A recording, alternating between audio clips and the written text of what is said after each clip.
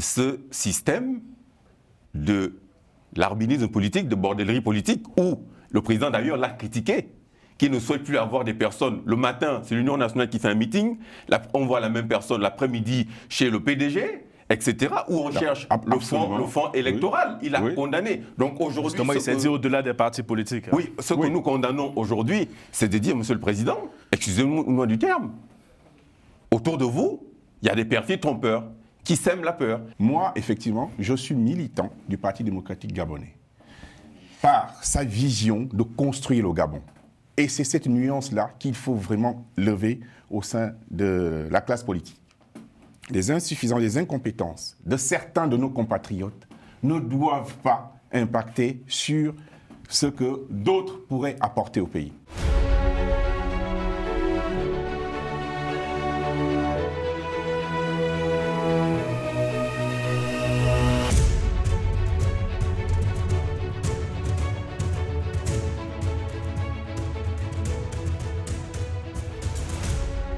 Bonsoir à tous. Les élections présidentielles arrivent à grands pas au Gabon et cette semaine, le président de la transition a multiplié des interviews à la fois à la télévision nationale et aussi chez nos confrères de France 24, TV5 Monde et RFI.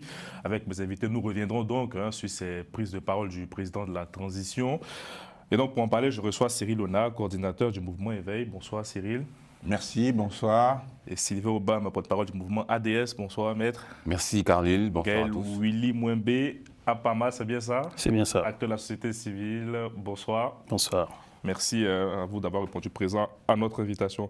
Maître, je rappelle que vous avez publié un article dans ce bouquin-là qui était rédigé sous la direction de Jamil Saya, Frontières Mobilité, décentralisation, interterritorialité, analyse et prospective d'une approche d'intégration régionale par le bas. Si vous voulez aller plus loin, voilà, procurez-vous ce bouquin. Bon, revenons maintenant à ce qui nous intéresse, le Gabon.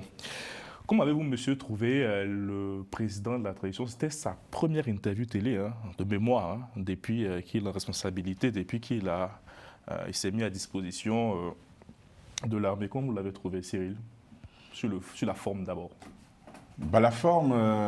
Sur la forme, qu'est-ce qu'on peut dire? Sincèrement, moi j'ai trouvé quelqu'un de pragmatique, qui était droit dans ses bottes et qui a été clair dans sa façon de gérer la presse.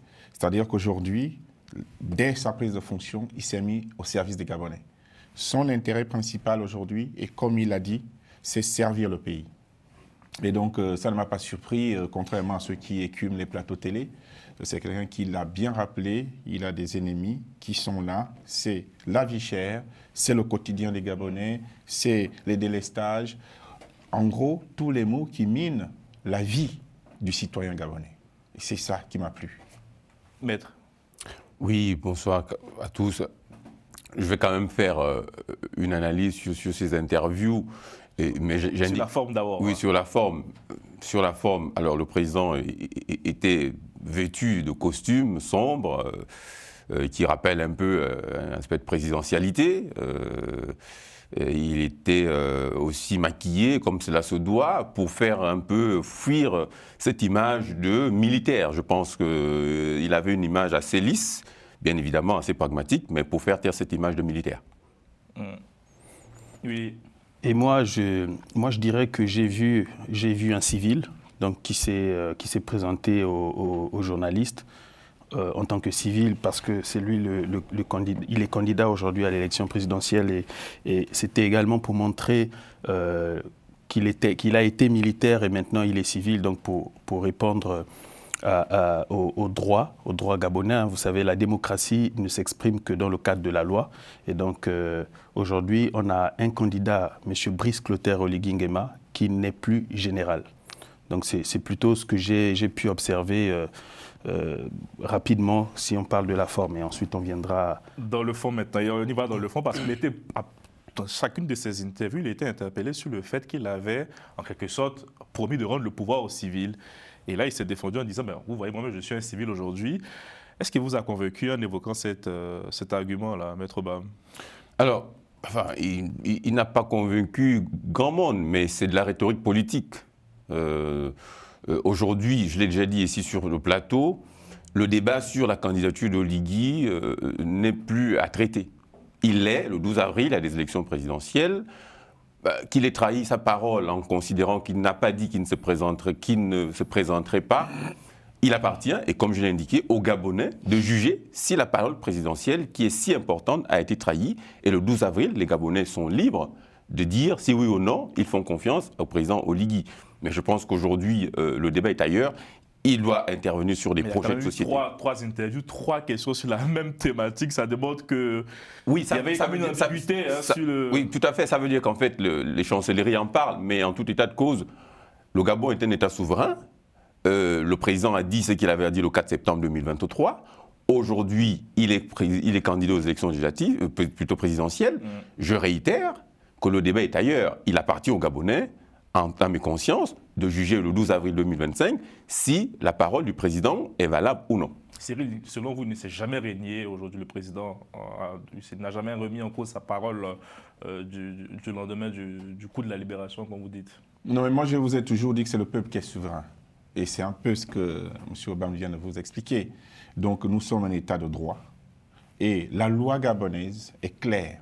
Donc, entre sa parole du 4 septembre 2023 et la réalité que nous vivons aujourd'hui en mars 2025, il s'est passé quelque chose, c'est la Constitution, c'est la loi électorale. Donc, tout ce processus participatif et démocratique nous a amenés justement à la validation de sa candidature. Pour moi, il n'y a plus de débat. Le vrai débat aujourd'hui, c'est les sujets de fond qui occupent les préoccupations des Gabonais. Et le sujet de fond, d'abord, c'est la dette, la question de la dette. Aussi, le président est revenu dessus.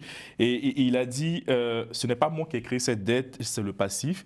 Il allait plus loin en disant aux journalistes de France 24 et RFI que c'est la faute des entreprises françaises qui payent en retard. Willy, vous partagez les propos du président? Je partage les propos parce que, effectivement, un État obtient de l'argent à travers des taxes, donc des impôts, à travers des différents dividendes, qui aujourd'hui, si vous et moi ne les payons pas à temps, il y aura forcément un retard au niveau de tout ce qui va arriver comme échéance à traiter par le pays. Donc effectivement, c'est un message qu'il a passé également aux entreprises françaises, donc pour dire que dans l'état actuel de nos finances, les entreprises françaises comme les entreprises gabonaises ont une responsabilité qui se retrouve à être de payer à temps leurs différentes échéances.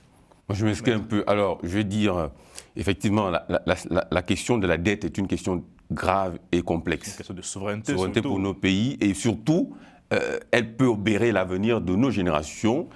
Il faut être exact là-dessus. La dette extérieure et la dette intérieure de l'État, elle existe. C'est une dette qui est due au PME et au PMI. Et on sait bien évidemment que beaucoup de sociétés ont fait faillite parce que l'État ne paye pas ses dettes. Il ne faut pas renverser la charge de l'endettement. La dette extérieure, c'est pareil, on s'endette pour développer, pour investir et pas pour consommer. Mais ce n'est pas le cas. Mais en réalité, ce qui se passe sur cette question de dette, qui est une question cruciale, c'est que le président nous a dit qu'il a payé la dette, qu'il va aux élections sans dette. En fait, il a payé une partie de la dette. Je veux, et c'est ce qui est dommage, parce que le président a eu 3 fois l'opportunité de dire la vérité aux Gabonais. Et de parler aux Gabonais à cœur ouvert. Les Gabonais le comprendront aujourd'hui. La dette a été payée d'une part. Mais vous savez, depuis ce matin, il y a un reprofilage de la dette gabonaise. C'est une information de nos confrères africains. Donc ça veut dire qu'aujourd'hui, et qui porte sur 1700 milliards de francs CFA. Ce qui veut dire qu'aujourd'hui, que le Gabon est toujours endetté à hauteur de 1700 milliards et qu'on cherche à reprofiler la dette. Ça veut dire quoi? Justement, à faire un échange de titres pour avancer les échéances de remboursement de la dette. Donc notre pays est toujours endetté. Effectivement, c'est une action proactive que nous louons. Il faut trouver des solutions. Mais il faut dire aux Gabonais qu'en réalité, ce n'est pas que nous ne sommes plus endettés. Nous le sommes toujours. Et nous sommes en train de chercher à reprofiler. Je pense que le président ne nie pas. Il a été très clair. Il a été très clair. La responsabilité, lorsqu'il dit « j'ai hérité d'un passif », est-ce que vous partagez ces propos-là? Alors, il a hérité d'un passif, d'un endettement, ça c'est une réalité. C'est une réalité, mais la dette a été quand même alourdie. Aujourd'hui, les estimations justement de la dette gabonaise sur le PIB font qu'en 2025, nous serons à 76%. Et en 2026, on est estimé à 79%. 30%.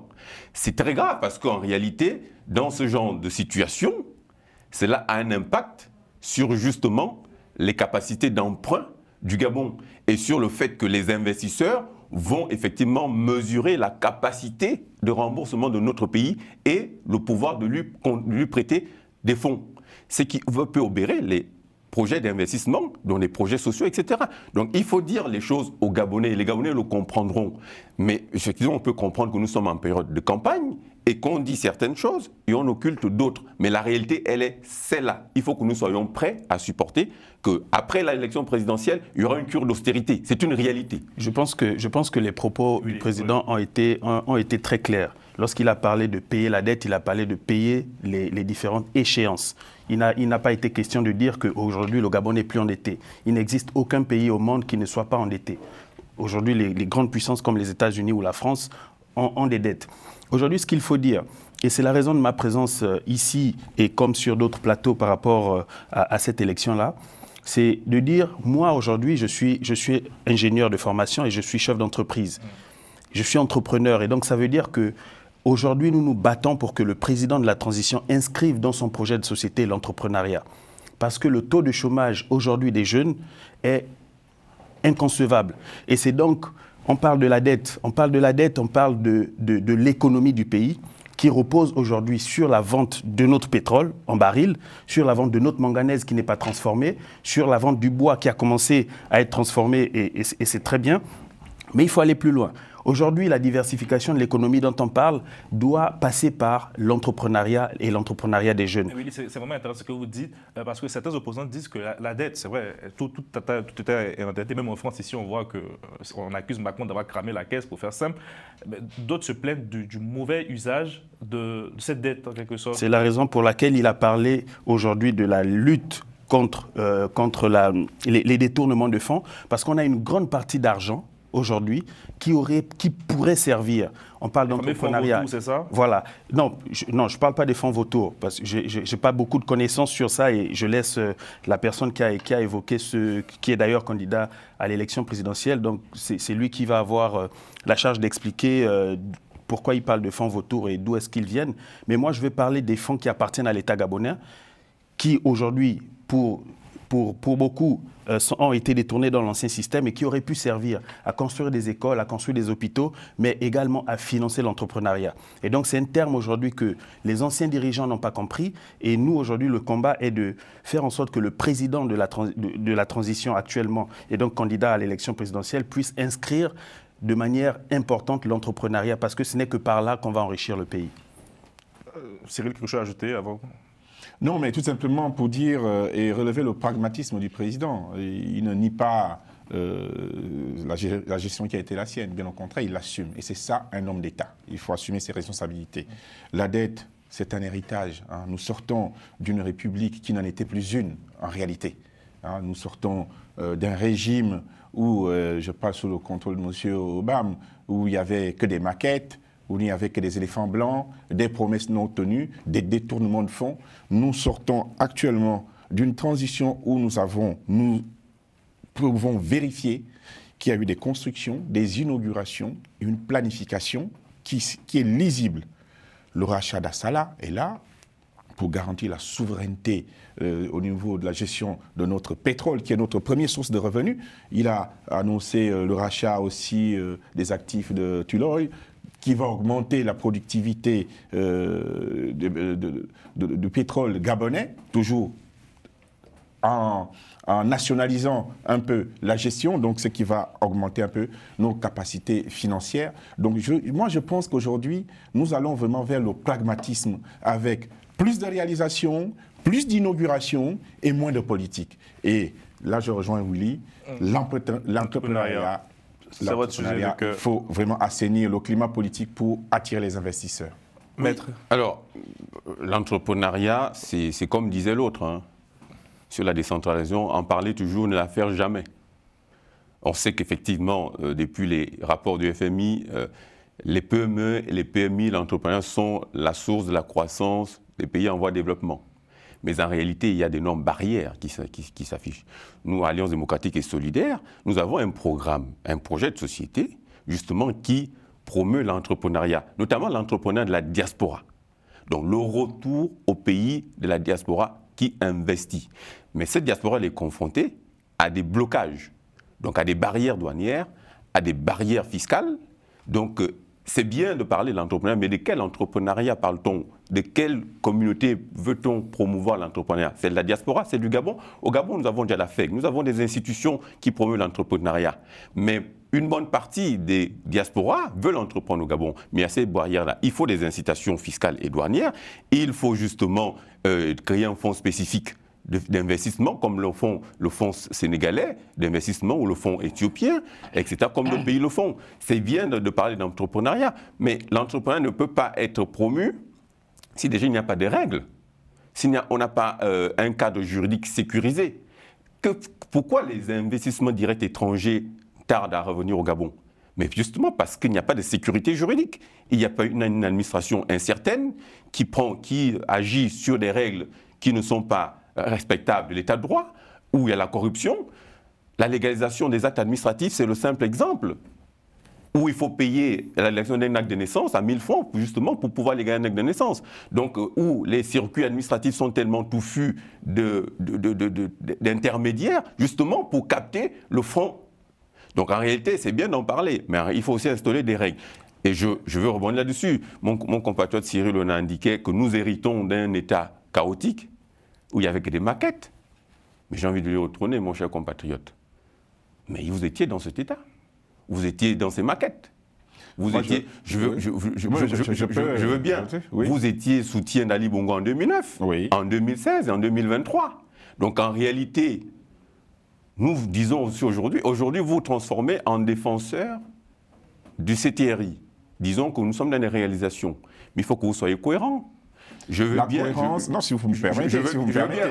On ne peut pas sortir le PDG de Cohérence démocrate, de Renaissance, du CLR, et aujourd'hui se faire le chantre du CTRI et dire que finalement, oyez, allez au CTRI. L'inclusivité dont parle le président, oui à l'inclusivité, mais Nelson Mandela, lorsqu'il sort de prison après 27 ans, il ne remet pas devant la scène des anciens de l'apartheid. Il les exclut de la gestion publique. C'est aussi ça l'inclusivité. Donc à un moment donné, nous disons aujourd'hui, et c'est ce dont les Gabonais ne veulent plus, c'est ce dont les Gabonais ne veulent plus, que la bordellerie politique, le larbinisme politique fait en sorte que nous perdons des repères. Aujourd'hui, nous avons des hommes de conviction qui ne voguent pas dans une mer comme un bateau sans écume, sans savoir où ils vont. C'est ce que nous disons aujourd'hui. Et le président de la transition doit effectivement veiller à ce qu'il n'y ait pas de perfide trompeur dans ses rangs, parce qu'on ne peut pas être aujourd'hui blanc et demain bonnet. Ce n'est pas possible. Il faut conclure. Merci, maître. Alors, si je peux répondre à M. Ban, très rapidement. M. Ban, il faut savoir que lorsqu'on est dans un parti politique, comme vous l'êtes là, on suit des règles. Je suis dans un mouvement politique. C'est pareil, c'est une association. Non, mais voilà. C'est pas un parti. Donc, il y a des dirigeants incarnés par des femmes et des hommes qui ont certaines compétences. Et vous, le militant, vous ne pouvez pas, même sur le plan juridique, vous qui êtes avocat, vous n'êtes pas redevable des compétences ou des insuffisances de vos administrateurs. C'est la première chose. Moi, effectivement, je suis militant du Parti démocratique gabonais, par sa vision de construire le Gabon. Et c'est cette nuance-là qu'il faut vraiment lever au sein de la classe politique. Les insuffisances, les incompétences de certains de nos compatriotes ne doivent pas impacter sur ce que d'autres pourraient apporter au pays. Vous passerez à côté des compétences inimaginables. Je vous prends l'exemple de Camélia Ntoutoum, qui, depuis l'avènement de la transition, s'avère une compétence incontournable au niveau de l'éducation nationale. Des compétences comme ça, il y en a au pays. Il y en a dans l'opposition ancienne. Il y en a également dans l'équipe sortante du PDG. Moi, je pense que c'est dans l'inclusivité, dans le casting que nous pouvons faire de nos compétences réelles que, finalement, ensemble, nous pouvons redresser ce pays. Et ce n'est pas dans l'exclusion. On ne construit pas un pays dans la division, M. Ban. Alors, nous ne sommes pas dans la division, nous sommes dans le respect de la déontologie républicaine. Attendez, je conclue. On laisse Cyril conclure, s'il vous plaît. Voilà, oui. Je conclue. Ce qui est important dans la gestion de l'État, c'est l'éthique. Ah oui. C'est l'éthique. Et donc, dans l'éthique, est-ce que le travail pour lequel je suis payé, je le fais? Si oui, je suis récompensé, sinon on me remplace. Alors personne ici n'a parlé d'exclusion. On a parlé ici, justement, de la probité morale, des règles de déontologie, des règles d'éthique. Je suis navré. La confiance rompue entre les dirigeants et le citoyen vient d'où? Et ça vient de ce système de l'arbinisme politique, de bordellerie politique, où le président d'ailleurs l'a critiqué, qui ne souhaite plus avoir des personnes. Le matin, c'est l'Union nationale qui fait un meeting, on voit la même personne l'après-midi chez le PDG, etc., où on cherche le fonds électoral. Il a condamné. Donc aujourd'hui, justement, il s'est dit au-delà des partis politiques. Oui, ce que nous condamnons aujourd'hui, c'est de dire, Monsieur le Président, excusez-moi du terme, autour de vous, il y a des perfides trompeurs qui sèment la peur et qui ne sont là que pour leur propre intérêt. Et qu'il faut élever justement la déontologie républicaine, parce qu'il est clair. Je prends un dernier exemple, et je pense que M. Jean Delors a dû, lorsqu'il a confectionné une liste, et ainsi que Ange-Kevin Zigou, qui a vu son compatriote Nicolas Nguema emprisonné par le système d'Ali Bongo, injustement, et M. Jean Delors qui a vu sa carrière administrative réduite à néant, obligé d'aller se réfugier dans une ONG, a dû se retourner en lisant la composition, la campagne de la diaspora de Ligui Nguema. C'est 90% du PDG Mogabo Renaissance. Il faut que les Gabonais, on ne peut pas concevoir aujourd'hui que le système pour lequel Oligui et ses confrères d'armes ont lutté pour faire sauter Ali, soit ceux-là qui viennent aujourd'hui diriger la campagne d'Ali, d'Oligui. Je prends cet exemple-là. Abitam, c'est pareil. Donc, ils ont fait un communiqué. Pour faire simple, il n'y a pas de rupture aujourd'hui. En réalité, il n'y a pas. Parce qu'il faut avancer aussi. Il n'y a pas de rupture. Il y a eu un communiqué qui a été fait moi je pense hier que, je sur pense cette que... question-là, qu'en fait, aujourd'hui, on a chassé un certain nombre de dirigeants de la gestion publique et aujourd'hui, qui ont mis le Gabon à terre, qui ont détruit les vies des Gabonais. Et ce sont les mêmes personnes aujourd'hui qui sont au devant de la scène et qui vont faire la campagne de la personne qui les a délogés de leur... On a droit à la miséricorde. Je pense que M. Obama est en train de rester sur un débat de personnes, mais aujourd'hui nous sommes venus dans le cadre de la pré-campagne. Donc aujourd'hui, le 12 avril 2025, nous allons avoir une élection présidentielle. Élection présidentielle, Willy, pour aller encore plus loin, où certains ont été exclus, dont Jean-Rémy Yama. Qu'est-ce que vous en pensez de tout ça? Je pense que les Gabonais se sont réunis. Donc, comme a dit M. Ona tout à l'heure, on a eu un certain processus qui nous a amené à voter la Constitution, le Code électoral. Et cette Constitution a été inclusive, étant donné que les Gabonais ont proposé des participations qui ont ensuite fait l'objet d'un référendum. Ces textes et ces lois qui ont été votés, aujourd'hui, M. Ona, comme moi, comme mon frère ici présent, ne pouvons pas nous présenter parce que nous vivons dans la diaspora. Ce sont les règles qui ont été définies et qui ont été établies. M. Jean-Rémy Yama a sûrement fait appel. Il existe la Cour constitutionnelle aujourd'hui qui s'est prononcée. Voilà. Donc, aussi bien M. Jean-Rémy Yama que comme d'autres n'ont pas... Vous regrettez cette décision ou pas? Je ne regrette, je ne vais pas regretter la décision étant donné que ce sont des juges qui ont analysé l'ensemble des documents qui ont été remis. Donc, respect, force je ne commande pas les décisions de la Cour. Moi, je m'en tiens à ce qui a été... à l'école, on le fait. Oui, à l'université, on commande des décisions. Oui, on ne commande pas les décisions de la Cour. C'est le droit qui a été lu. On peut se prononcer. Sur la base des documents fournis par M. Yama. Ouais. Donc, sur ce point-là, je pense que nous avons les juges. Et ce qui est assez intéressant, monsieur, vous avez dit on est en pré-campagne, la campagne n'a pas encore débuté officiellement. Voilà. Comment vous vous sentez un peu le climat politique? Il nous reste 3 minutes, il faut que je rende. Alors, moi, je vais d'abord répondre, Carmi, parce que. Mais on ne peut pas se lancer dans. Je fais un débat de personne. Non, lorsqu'on a délogé Ali, c'est une personne, c'était pas un débat de personne. C'est justement parce que, je suis désolé, la restauration des institutions, c'est d'abord avant tout une restauration des mentalités. On ne peut pas se prévaloir de redéfinir les règles. Ceux qui gèrent le Gabon aujourd'hui sont des Gabonais. Ce sont des Gabonais qui ont été choisis pour gérer le Gabon. Aussi bien les anciens du système, comme vous pouvez le dire. Aujourd'hui, il y a 5 personnes, 5 PDGistes dans le gouvernement sur 35. On ne va pas dire que ce soit un gouvernement de PDGistes. Je vais revenir simplement pour sur le climat politique. Voilà, sur le climat politique. Aujourd'hui, moi je suis jeune.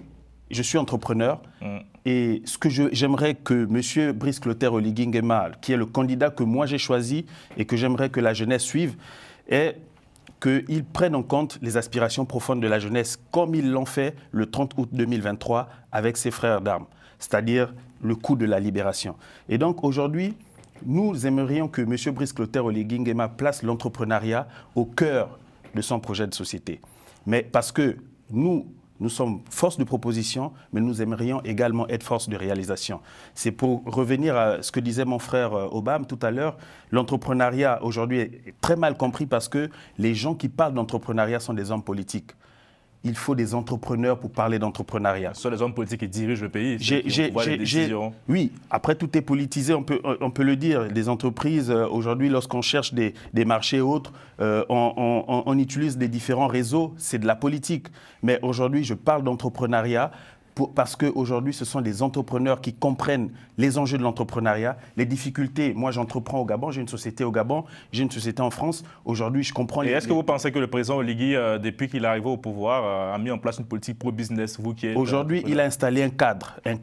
Mes affaires ont bien décollé aujourd'hui depuis le début de la transition. Et donc, c'est pour dire que malgré le fait que, comme dit monsieur, il y ait quelques Gabonais qui n'aimeraient pas voir aux affaires sont là, les choses ont commencé à démarrer aujourd'hui. Et donc, c'est dans cet élan que j'aimerais faire appel à mon frère, à Cyril, à d'autres qui sont aussi bien au Gabon, en France qu'au Sénégal, pour dire, réunissons-nous, associons-nous pour apporter nos différentes idées pour justement inciter le président à aller dans le sens de l'entrepreneuriat. C'est le but de la campagne où on a plusieurs programmes et chacun décide, n'est-ce pas? Voilà.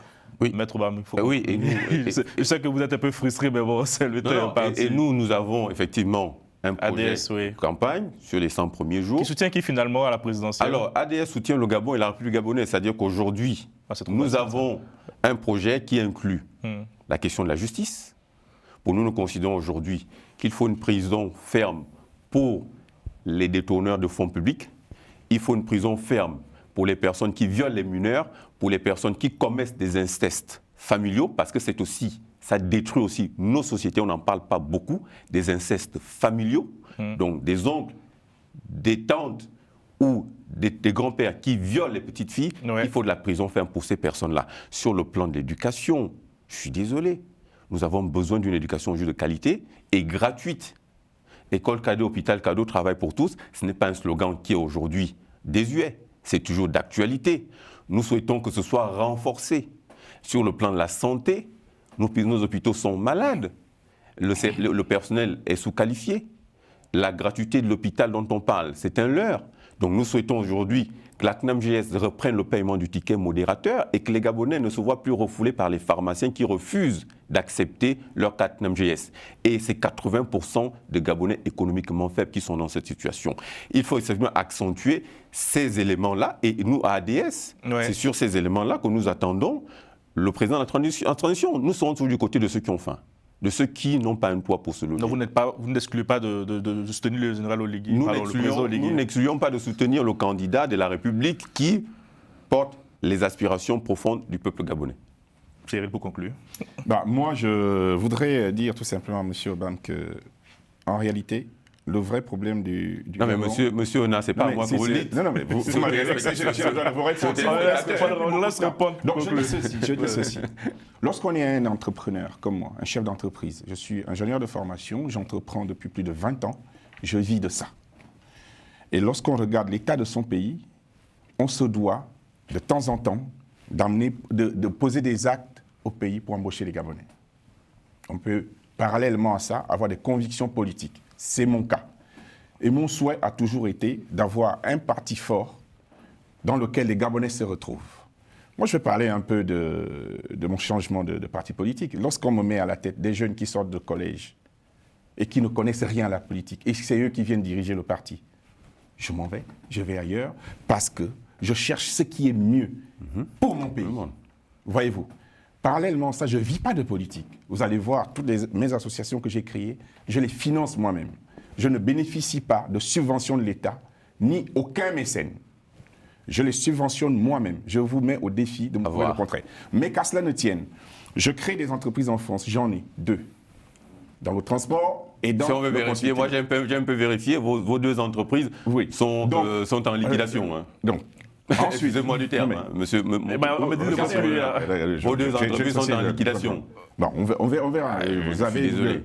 Ensuite, il faut pas au niveau de Libreville, vous avez des petites entreprises, des lavages, des taxis, etc., qui embauchent des Gabonais. Voyez-vous. Voilà, pour moi, l'essence du débat. Il faut créer de la richesse au pays, embaucher des Gabonais pour que chacun de nous trouve du travail. C'est le travail qui amène l'épanouissement. Sur ce point-là, je voudrais aussi dire ceci. C'est le travail qui permet à l'homme de construire sa famille. Je voudrais aussi dire ceci. Et c'est ça le vrai débat. Je suis aussi entrepreneur à Paris. J'ai un cabinet d'avocat et je suis entrepreneur. Merci beaucoup, monsieur. Et à Libreville, j'ai une entreprise, je n'en fais pas tout un plat sur des plateaux. Ce que je veux dire aujourd'hui... Ce que nous voulons justement, c'est cela. C'est que la diaspora aille entreprendre au pays pour que les Gabonais puissent trouver... aux Gabonais. Merci Maître Ba, merci Cyril, merci Willy. Nous allons rendre l'antenne pour des questions de déontologie. Je vais préciser qu'on a invité le représentant du parti PUR. Non, pas vous. Non, je précise qu'il y avait un représentant du parti PUR qui devait être là, qui n'a pas pu être présent pour des questions d'équité. C'était pas une manière de vous mettre cage. Merci à vous d'avoir contribué à ce débat. Merci à Romain Clicquot de MEC à la réalisation. Merci à tous les Gabonais. Et puis, je disais, nous sommes vraiment en édition spéciale mobilisée pour suivre cette élection jusqu'au 12 avril au soir. Et portez-vous bien et à bientôt.